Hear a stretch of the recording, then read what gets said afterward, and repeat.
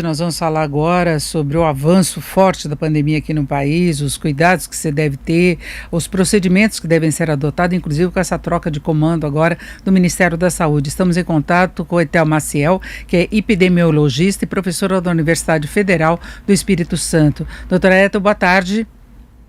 Boa tarde, Denise. Boa tarde a todos que nos acompanham.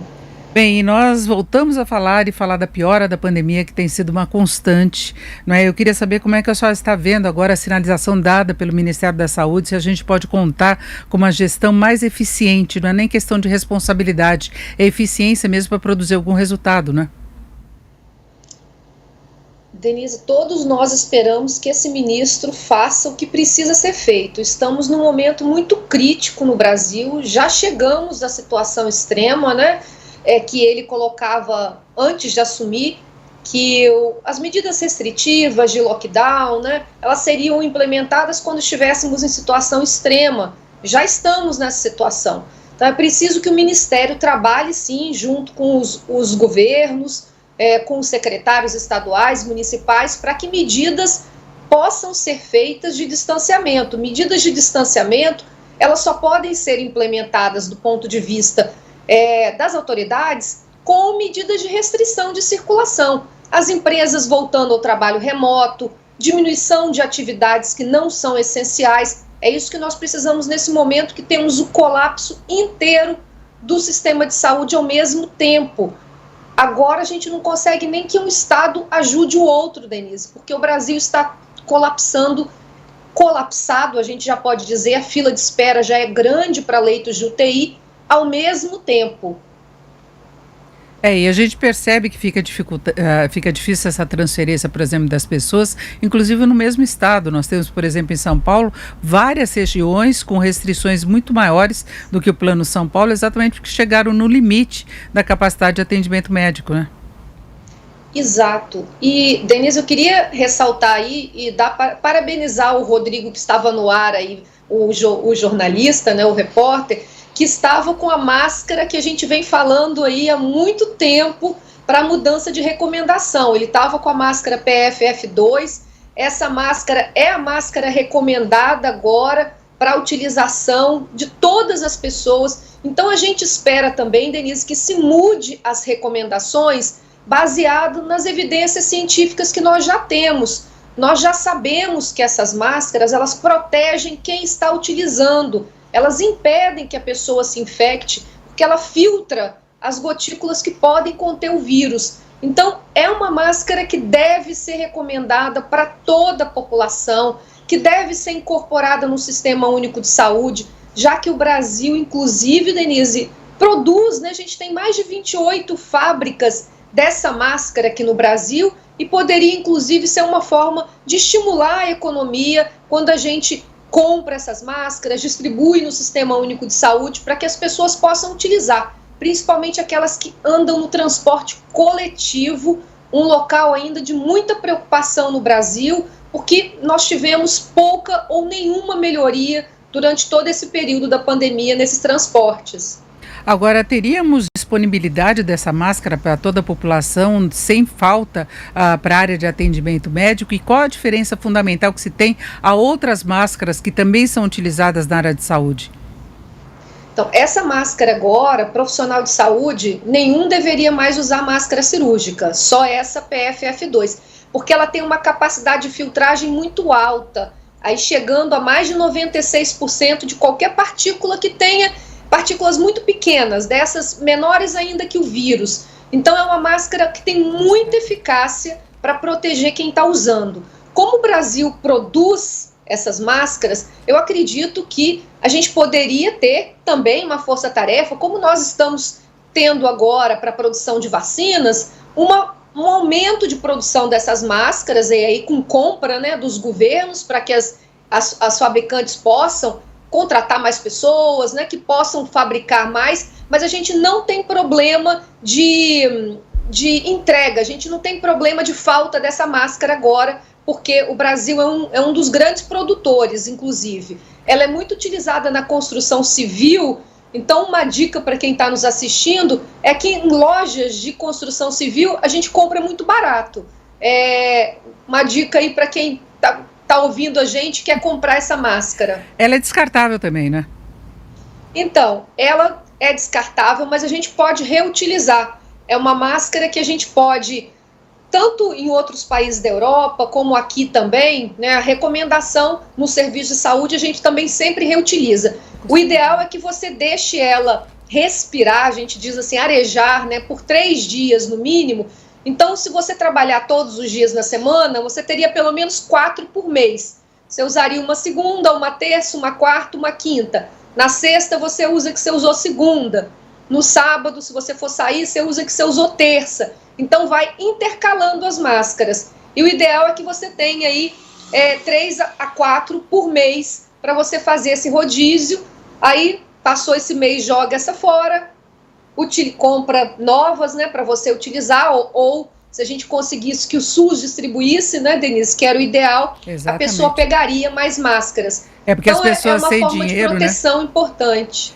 Porque de início havia essa preocupação com a escassez de máscara que a área de saúde precisava. Daí veio a invenção da máscara de tecido, que funcionou, que protegeu muito, não é? Dependendo das condições, ela consegue proteger. Agora tem outro tipo de máscara, eu vou só aproveitar, porque eu tenho uma aqui comigo, que também é descartável, também é cirúrgica. Essa não funciona? Essa máscara cirúrgica é a segunda melhor, Denise. Ela é boa, ela filtra, mas com essas novas variantes, que essa que vamos dizer é a grande diferença que nós temos agora. Essas novas variantes, elas são muito mais transmissíveis, e aí a gente precisa de uma proteção maior. Se a gente puder, né, quem puder, substitui essa máscara cirúrgica por uma máscara PFF2, porque essa máscara cirúrgica, Denise, ela filtra, mas ela veda pouco. Então, às vezes, ela tem pontos de entrada de ar e saída. E essas máscaras PFF2, a gente estava ouvindo aí até o Rodrigo falando, ela veda bastante. Inclusive, quem usa óculos, a gente viu o Rodrigo, não embaça, porque não entra, o ar, ele sai e entra filtrado. Então, ela é muito mais, uma proteção muito maior. Adianta o procedimento aí de usar 2 máscaras, que muita gente está fazendo isso? Sim, então vamos por ordem. A melhor de todas, PFF2 ou N95, ela é encontrada com os 2 nomes, são máscaras iguais. A segunda máscara melhor é essa cirúrgica. Não tendo nenhuma dessas 2, você pode usar 2 máscaras, que melhora a filtragem.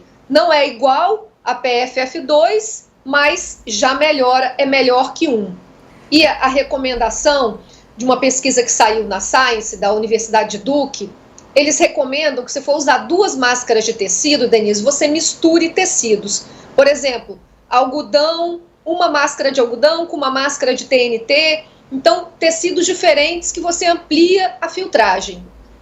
E nós estamos falando de máscara, eu acho que vale a pena explicar isso, porque é o que nós temos agora disponível para tentar minimizar o contágio, né? Porque o ideal seria vacinação mesmo, mas estamos longe do ritmo ideal.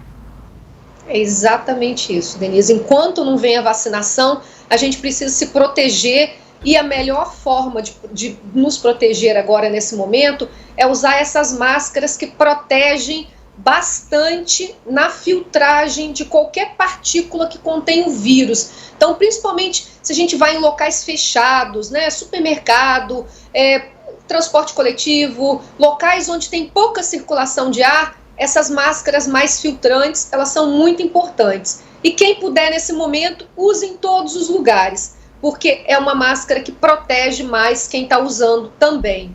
É importante a gente colocar essa questão dos transportes, inclusive já me cobraram nas redes sociais quando eu falo de isolamento, de não ter aglomeração desnecessária, todo mundo cita essa questão dos transportes. Deveria haver maior responsabilidade dos governantes em relação a isso, né? A oferta de transporte mesmo, inclusive quando a gente tem restrições de atividades, como acontece em São Paulo, em algumas áreas tem diminuição da oferta de ônibus, né? O que é uma situação absurda, porque você mantém a mesma aglomeração mesmo com menos pessoas circulando.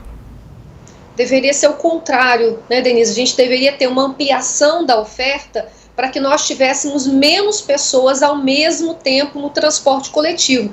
Então, é realmente isso, a gente tem que cobrar das autoridades. Nós precisamos que haja um investimento maior nesses locais, porque às vezes uma pessoa passa 40, uma hora nesse transporte, né? E é um local de muito risco de transmissão, principalmente aqueles que são fechados, né, Denise? Ônibus com ar-condicionado, que anda com as janelas fechadas, ou o metrô, que é tudo fechado. Então, são locais de grande risco de contaminação e, por isso, a mudança nessas recomendações, elas são importantes. A gente gostaria que essas mudanças viessem de forma oficial, Denise, como outros governos fizeram, né? Todos os países da Europa, os Estados Unidos, recomendações oficiais. Mas enquanto elas não vêm, a gente fica passando aqui a mensagem para quem está nos acompanhando, que nesse momento nós já sabemos, as evidências científicas são muito robustas, são muito fortes, para que a gente mude as nossas máscaras, mude a forma como nós estamos nos protegendo. Para ter mais proteção mesmo. Agora, para fecharmos aí rapidamente, nas condições atuais que nós estamos vendo de evolução da pandemia, de ritmo de vacinação, mesmo com a promessa de maior oferta de vacinas, a senhora vê alguma condição de nós termos em abril um cenário melhor? Porque as projeções ainda falam em pelo menos 2 semanas de possibilidade de piora dos números, que já são alarmantes. Abril tem alguma possibilidade de a gente ter alguma trégua nesse avanço? Depende das medidas que nós implementarmos agora. Então, eu acredito que o governo de São Paulo, outros governos, talvez agora em negociação também com o novo ministro, vão precisar diminuir essa interação entre as pessoas. Porque o que a gente fizer hoje, Denise, vai ter um reflexo daqui a 2 semanas. Nós agora estamos colhendo, né, os frutos ruins do que aconteceu 2 semanas atrás. Então, das aglomerações que já foram. Não tem muito que a gente fazer. As medidas que estão sendo implementadas agora, elas vão dar resultado daqui a 2 semanas. Então, muito provavelmente, a gente vai precisar diminuir a interação entre as pessoas, diminuir o número de pessoas que nós encontramos todos os dias, para que a gente possa, daqui a 3 semanas, ter menos casos, menos mortes, e a gente ter um abril um pouquinho melhor.